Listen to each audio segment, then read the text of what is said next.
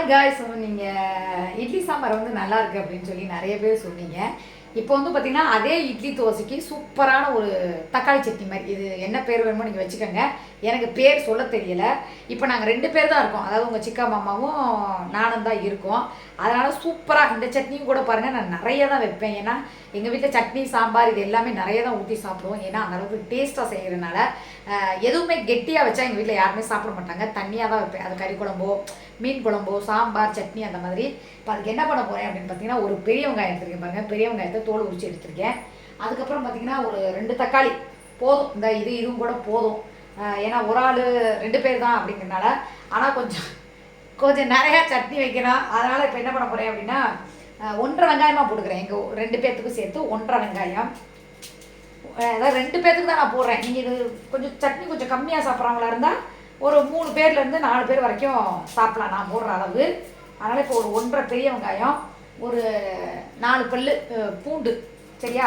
இதை எடுத்துகிட்டு இப்போ நம்ம வந்து 1-2 நறுக்கிக்கலாம். ரொம்ப கஷ்டப்பட வேணாம், 1-2 நறுக்கிக்கலாம். நறுக்கிட்டு காட்டுறேன், வெயிட் பண்ணுங்கள்.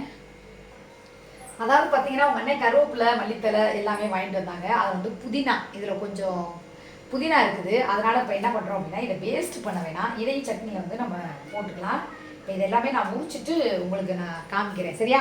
மல்லித்தலை கருவேப்பிலை புதினா 3ம் ஆஞ்சு வச்சுட்டு நான் உங்களுக்கு எப்படி செய்கிறது அப்படிங்கிறத காட்டுறேன், வெயிட் பண்ணுங்கள். இப்போ வந்து பாருங்கள், இது வந்து புதினா கொஞ்சம் மல்லித்தலை கொஞ்சம் இந்த பாத்திரத்தை போட்டாச்சு. என்ன கொஞ்சம் வதங்குற மாதிரி இருக்குது, அதனால் ஒரு 2 செகண்ட் வந்து போட்டு வச்சுக்கணும். ஓகே, வெயிட் பண்ணுங்கள். என் முகம் வந்து தெரியாது, கொஞ்சமாக தான் தெரியும். இப்போ உங்களுக்காக பாருங்கள், கொஞ்சம் எண்ணெய் ஊற்றிக்கோங்க, எவ்வளோ தேவையோ அந்தளவுக்கு எண்ணெய் ஊற்றிக்கோங்க. மத்தியானம் வடகம் பொரிச்சதே பாத்திரம் தான். கொஞ்சம் வந்து எண்ணெய் ஊற்றியாச்சு. அடுத்து கடுகு, உளுந்தம்பருப்பு, வரமிளகா. இப்போ கடலைப்பருப்பு வந்து இல்லை, அதனால் கடலைப்பருப்பு இல்லை, கடலைப்பருப்பு போடணும் கண்டிப்பாக. நான் கடலைப்பருப்பு இல்லை அப்படின்னா நான் இருக்கிறத வச்சு அட்ஜஸ்ட் பண்ணி வைக்கிறேன். ஃபஸ்ட்டு வந்து கடுகு போட்டுக்கலாம்.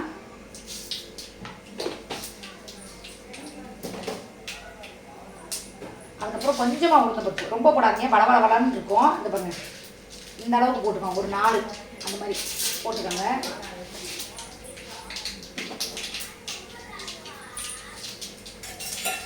கரண்டி. ஓகே, இது வந்து நல்லா வெடிச்சு வரைச்சி. எங்கள் மிளகா வந்து காரம் கிடையாதுங்க, காரம் ரொம்ப கம்மி. நீங்கள் காரமாக இருந்தால் பார்த்து போட்டுக்கோங்க, சரியா? நான் என்ன பண்ண போகிறேன், இப்போ ஒரு 4-5 மிளகா, கரெக்டாக ஒரு 5 மிளகா எடுத்துருக்கேன் பாருங்கள், 5 வர மிளகா அதிலே போட்டுக்கலாம். நல்லா பொன்னிறமாக வரட்டும். அதை வந்து எடுத்து தனியாக வச்சிடணும், அப்படியே விட்டுறாங்க, ஏன்னா கறியிடும். இந்த வதக்கிறதுலே போட்டு அப்படி தனியாக எடுத்து வச்சுக்கோங்க.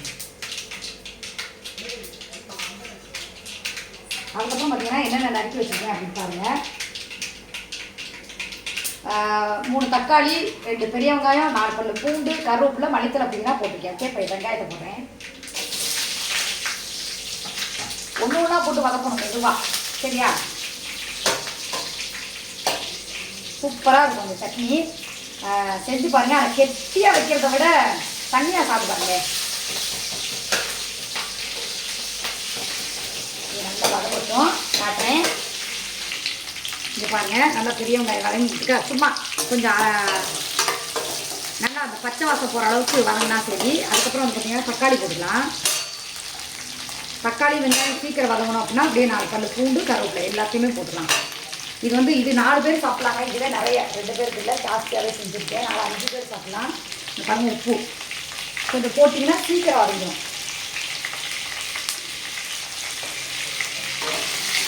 பேக் கேமரா வந்து எடுக்க முடியல, அதனால் உங்களுக்கு ஃப்ரெண்ட்லேயே காமிக்கிறேன். இது வந்து நல்ல ஒரு 2 நிமிஷம் அப்படியே சட்னிலே வதங்கட்டும். அதுக்கப்புறம் திருப்பி வந்து நான் காமிக்கிறேன். இதை கொஞ்சமாக புளி போடணும், ரொம்ப போட்டுறாதீங்க, வதங்கட்டும். கொஞ்சம் ரொம்ப கம்மியாக நான் காமிக்கிறேன். எங்கள் அம்மா கொடுத்த புளி வந்து ஒரு மாதிரி கடுகடுன்னு இருக்குது, அதனால் நான் போடலை. இந்த பாருங்கள், இதுவே ஜாஸ்தி தான். இந்த பாருங்கள், சரிதா? அப்படி உருட்டினீங்கன்னா இந்த சைஸு ஒரு பிஞ்ச் அளவு தான் புளி, ஏன்னா போட்டிங்கன்னா நல்லா டேஸ்ட்டாக இருக்கும். அதனால் ஒரு பிஞ்சு புளி, ரொம்ப போடக்கூடாது, போட்டிங்கன்னா புளிப்பாக வந்துடும்.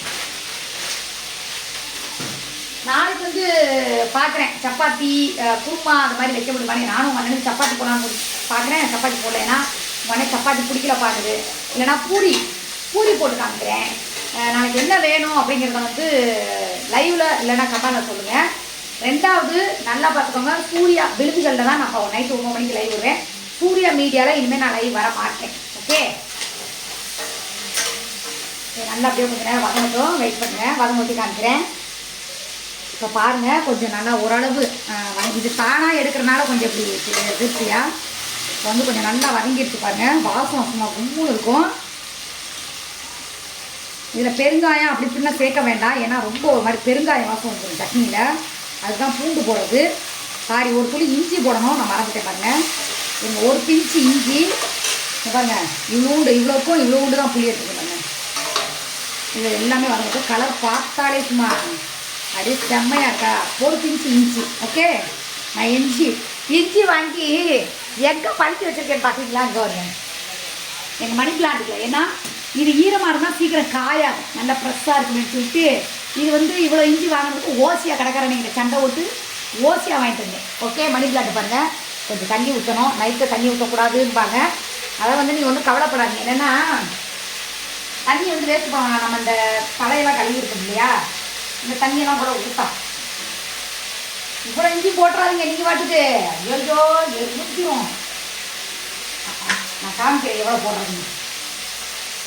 உங்கள் கையில் வந்து 1 இன்ச்சு.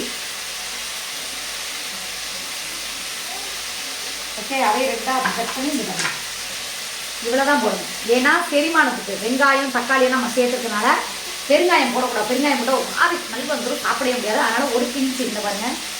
ஓகேவா, இவ்வளோ தான் இஞ்சி. இதையும் போட்டு நல்லா கொஞ்சம் கலர் பாருங்கள். கலர் பார்த்தாலே இந்த சட்னி எவ்வளோ டேஸ்ட்டாக இருக்கும் அப்படிங்கிறது உங்களுக்கு தெரியும். ஓகே, இனிமேல் டெய்லி ஒரு சட்னி வைக்கிறதும் சரி, குழம்பு வைக்கிறதும் நான் உங்களுக்கு வீடியோவை எடுத்து போகிறேன். ஓகே, சூர்யா மீடியாவில் நல்லா வதங்கிடுச்சா? ஓகே, இப்போ வந்து நம்ம மணி பிளான்ட்டுக்கு கொஞ்சம் தண்ணி ஊற்றுவோம். இல்லை தண்ணி இல்லை, பாவம் உங்களுக்கு பசிச்சு. அப்படியே லைட்டாக இஞ்சி மேலே ஊற்றுவோம். எக்ஸ்ட்ரா தண்ணி இருந்தால் அந்த ஃப்ளைட்டில் வந்து ஸ்டோரேஜ் ஆகிடும். நம்ம வந்து காலையில் எடுத்து வச்சுக்கலாம். இது அரிசி கழுவுற தண்ணி ஊற்றினேன், நல்லா ஃப்ரெஷ்ஷாக இருந்துச்சு. இப்போ இருந்தாலும் மறந்துட்டேன், அதனால் அப்படியே வதங்குற மாதிரி இருக்காங்க. இந்த தண்ணி பார்த்தீங்கன்னா இப்போ நல்லா வதங்கிடுச்சு. இதில் வந்து நம்ம போய் ஆற வைப்போம். பிடி இருக்கிறதுனால சட்டி சுடுறது இல்லை, அதனால் ஆற வச்சுட்டு வந்து வெயிட் பண்ணுங்க.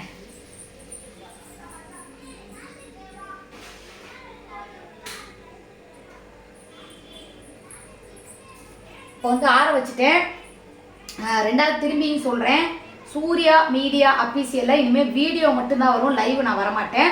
சூர்யா விருதுகள் அது மட்டும்தான் டெய்லி நைட்டு 9 மணிக்கு ஒரு லைவ், மத்தியானம் 1 மணிக்கு ஒரு live, full and full live எல்லாமே சூர்யா மீடியா அஃபீஷியல்லாம் வரும். அதோட லிங்க்கை இந்த வீடியோவுக்கு கீழே நான் வந்து மென்ஷன் பண்ணுறேன்.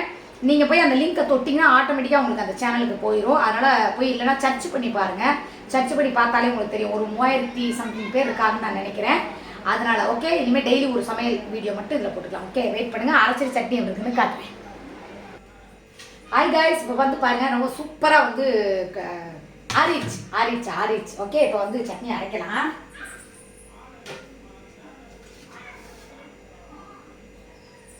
இருங்க, சாரை கழுவிட்டு வந்துடுறேன்.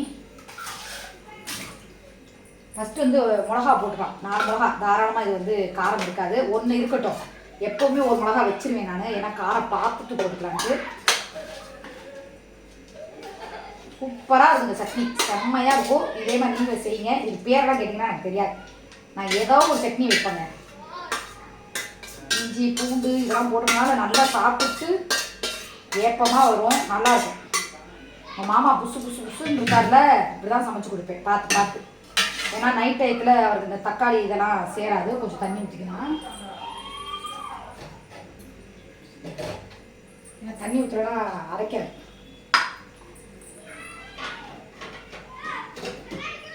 ஜூஸே போடுறது இல்லைங்க, ரொம்ப நாள் ஆகிப்போச்சு.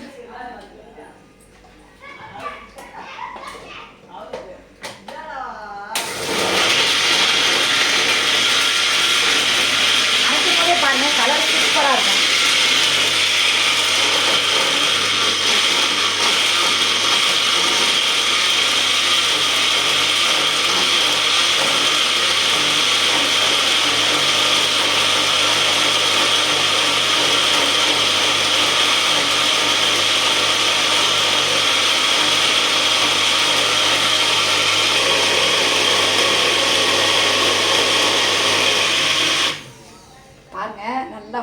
அரைச்சிருச்சு. ஐயோ கை வழுக்குது, ஈரமாக இருக்கனால வழுக்குது. வெயிட் பண்ணுங்க.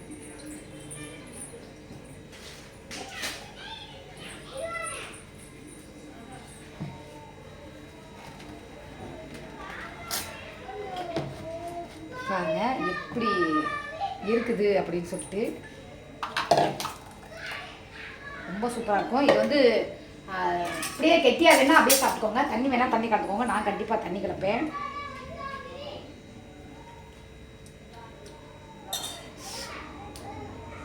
மல்லி புதினா அந்த புளிப்பு அந்த இஞ்சியோட ஸ்மெல்லு எல்லாமே செம சூப்பராக இருக்குது. ஓகே, நான் வந்து இப்போ எவ்வளோ தண்ணி கலக்கிறேன், நான் நிறையா தண்ணி கலப்பேன். ஏன் நம்ம இது பண்ணுறோம் அப்படின்னா, புளி போடுறோன்னா கொஞ்சம் கெட்டு போகாமல் இருக்கும் சீக்கிரம்.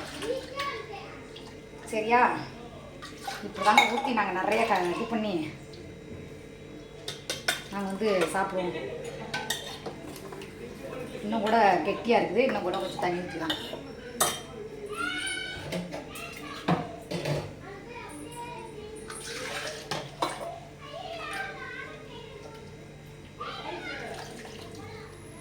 பாருங்க சூப்பராக மல்லி புதினா இஞ்சி பூண்டு தக்காளி வெங்காயம் கருவேப்பிலை எல்லாமே போட்டு சூப்பரான ஒரு சட்னி. இப்போ குடிச்சு காட்டுறேன் எப்படி இருக்குன்னு. ஓகே,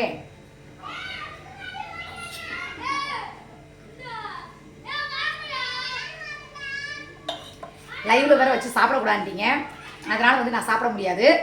இங்கே வந்து குடிச்சு காமிச்சிட்டேன். ரொம்ப டேஸ்ட்டாக சூப்பராக இருக்குது. உங்கள் சிக்கா மாமா இருக்காரு, ஆனால் வந்து பனியனோட பத்து கரை இல்லைனா டேஸ்ட் எப்படி இருக்குது அப்படிங்கிறத வந்து உங்கள் சிக்கா மாமாட்ட சொல்லிடுவேன். ஓகே, இன்றைக்கி இந்த சட்னி அரைச்சாச்சு. இன்னொரு நாளைக்கு நல்லா கார சாரமாக சூப்பராக ஒரு சட்னி இல்லைனா சாம்பார் ஏதாவது ஒரு சமையலோட வந்து சந்திக்கிறேன். நைட்டு 9 மணிக்கு சூர்யா விழுதுகளுக்கு மறக்காமல் லைவ் வந்துருங்க. ஓகே, பாய்.